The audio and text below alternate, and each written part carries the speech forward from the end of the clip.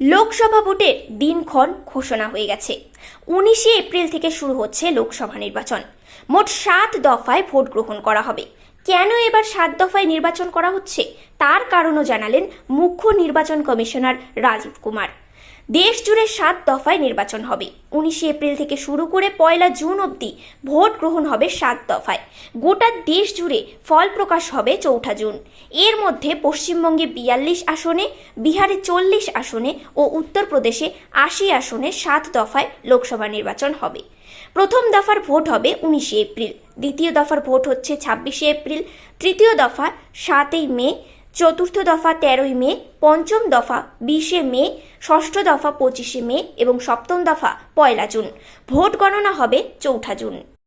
একাধিক দফায় নির্বাচন নিয়ে বিরোধীদের যে অভিযোগ রয়েছে তার জবাব দিয়ে মুখ্য নির্বাচন কমিশনার বলেন, কারোর সুবিধার জন্য বিভিন্ন দফায় ভেঙে নির্বাচন করানো হয় না।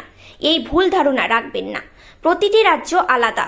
কোনো রাজ্যে 1 দফায় নির্বাচন হচ্ছে, কোনো রাজ্যে 7 দফায় নির্বাচন হচ্ছে। যে রাজ্যগুলিতে 7 দফায় নির্বাচন হচ্ছে সেখানে লোকসভা আসন সংখ্যা বেশি, কেন্দ্র বেশি। जम्मू कश्मीर असेंबली इलेक्शंस क्यों नहीं हमने कराए, ये आपने एक प्रश्न पूछा। बहुत इंपॉर्टेंट क्वेश्चन है नीरज जी आपका। हम बहुत कॉन्शियस हैं इस बात से और बीच बीच में आरोप भी लगते रहते हैं। हम वहां गए थे तब भी हमसे लोगों ने कहा कि हमें तो सुप्रीम कोर्ट जाना पड़ा आपसे क्या आपको कहलवाने के लिए कि इलेक्शन कराइए, और आप क्यों नहीं कर रहे हैं। तो पहली बात, आपने इतने समय से क्यों नहीं किया। तो पहली बात मैं सबके सामने ये इसको स्पष्ट करना चाहता हूं कि Jammu and Kashmir reorganisation act was passed in 2019। ये सबको विदित है कि 2019 में Jammu Kashmir reorganisation act pass हुआ। उसमें जम्मू कश्मीर की असेंबली में 107 सीटों का प्रावधान किया गया। उस 107 में से 24 सीटें रिजर्व थी पाक ऑक्यूपाइड जेएंडके की, बची 83 में से 7 रिजर्व थी एससी के लिए और एसटी के लिए कोई रिजर्वेशन नहीं था। राइट। 2022 में उसके बाद डिलिमिटेशन कमीशन आया और उसकी रिपोर्ट्स को एक्सेप्ट करके नोटिफाई किया गया। उसने इन सीटों की संख्या में परिवर्तन कर दिया। तो another act change this number of seats. क्या हो गया, 107 से बढ़ के 114 हो गई, 24 उसमें पाक ऑक्यूपाइड जेके की रही, 90 बची, तो 83 से बढ़ के 90 हो गई और 9 सीट एसटी के लिए रिजर्व कर दी गई। ये नया फीचर क्रिएट हो गया। और साथ ही साथ 2 सीट माइग्रेंट्स के लिए रिजर्व कर दी गई, जिसमें से 1 वुमेन की थी। और उसके बाद 1 सीट का नॉमिनेशन अलाउ किया गया, जो कि पीओके से डिस्प्लेस्ड लोग जो इंडिया में हैं उनके लिए वो रिजर्व की जाएगी। और ये सारे, जिसका मतलब reorganisation act and delimitation act were not in sync and therefore there was no occasion for the commission to conduct the election till that happens. When did that happen? That happened in December 2023 by amendment in the J&K Reorganization Act. तो हमारा metre कब से चालू हुआ है?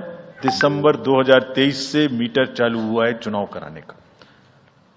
Assembly और parliament में चुनाव कराने के लिए हम J&K के सभी पॉलिटिकल पार्टीज ने हमसे कहा, ऑल, कि आप हमारा चुनाव पार्लियामेंट के साथ करेंगे। वी रेस्पेक्ट दैट और हम समझते हैं कि हमारी ड्यूटी है हम उसे कराएं। सारी एडमिनिस्ट्रेटिव मशीनरी ने टुगेदर एक स्वर में कहा कि सर हम एक साथ नहीं करा सकते। हमने पूछा क्यों, तो उनका आंसर था कि जब असेंबली कॉन्स्टिट्यूएंसी के चुनाव साथ साथ में होंगे तो एक असेंबली में लगभग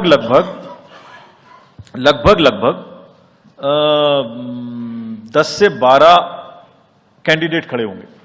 सो 90 इंटू 12 करीब 1000 कैंडिडेट हो गए। और J&K में सिक्योरिटी की वजह से हर कैंडिडेट को कम से कम 2 सेक्शन फोर्स प्रोवाइड करनी पड़ती है।